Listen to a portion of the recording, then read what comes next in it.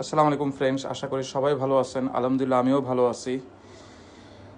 আজকে অনেক দিন বলতে ভুল হবে, প্রায় বছর বলতে হবে, 12-13 বছর পর ঘুরে উড়াতে আসলাম ছাদে।